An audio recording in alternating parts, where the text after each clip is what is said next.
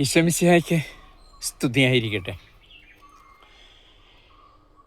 Calvary മലയുടെ ഉച്ചിയിലുയർത്തിയ മരക്കുരിശിൽ 3 ആണികളിൽ തൂങ്ങിക്കിടന്നുകൊണ്ട്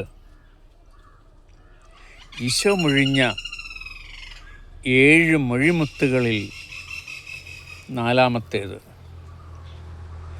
എൻ്റെ ദൈവമേ, എൻ്റെ ദൈവമേ, എന്തുകൊണ്ട് നീ എന്നെ ഉപേക്ഷിച്ചു?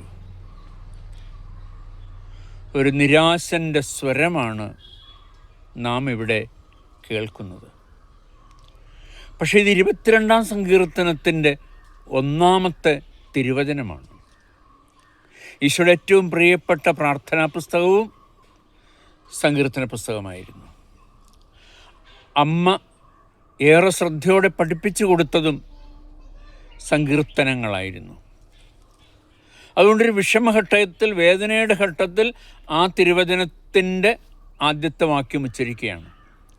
യഹൂദരെ സംബന്ധിച്ചിടത്തോളം ഒരു സങ്കീർത്തനത്തിൻ്റെ 1-ാമത്തെ വാക്യം ഉച്ചരിക്കുക എന്ന് പറഞ്ഞാൽ ആ സങ്കീർത്തനം മുഴുവൻ ഉച്ചരിക്കുന്നതിന് തുല്യമാണ്. 22-ാം സങ്കീർത്തനം ജീവിതത്തിൽ അങ്ങോട്ട് പ്രാവർത്തികമായി കഴിഞ്ഞ ഈശോയ്ക്ക് 22:6 പറയുന്നു, മനുഷ്യർക്ക് നിന്ദാപാത്രം, പരിഹാസ വിഷയമെന്നൊക്കെ ആയില്ലേ. ശത്രുക്കൾ ചുറ്റും നിരന്നു എന്നാണ് 22:12 പറയുന്നത്. 22:16 പറയുന്നത് കൈകാലുകൾ കുത്തിത്തുളച്ചു എന്നാണ്. 22:18 പറയുന്നത് വസ്ത്രങ്ങൾ പങ്കിട്ടെടുത്തു, മേലങ്കിക്കായി നറുക്കിട്ടു എന്നൊക്കെയാണ്. ഇതെല്ലാമാണ് ഈശോയിൽ എങ്ങനെ നിറവേറുന്നതേ. ആത്മാഭിമാനം പൂർണ്ണമായി നഷ്ടപ്പെട്ടു. ബന്ധുക്കളും സുഹൃത്തുക്കളും ഉറ്റവരും ഉടയവരും ശത്രുക്കളടക്കം നിൽക്കുമ്പോൾ വസ്ത്രങ്ങൾ പൂർണ്ണമായും അടിവസ്ത്രം അടക്കം ഉരിഞ്ഞു മാറ്റുന്നതായിട്ടാണ് നമ്മൾ കാണുന്നത്. കൂടെ നിൽക്കുമെന്ന് കരുതിയവരാരും കൂടെയില്ല. ചിലർ ഓടി ഒളിച്ചു, ചിലർ തള്ളിപ്പറഞ്ഞു, ഒറ്റിക്കൊടുത്തു.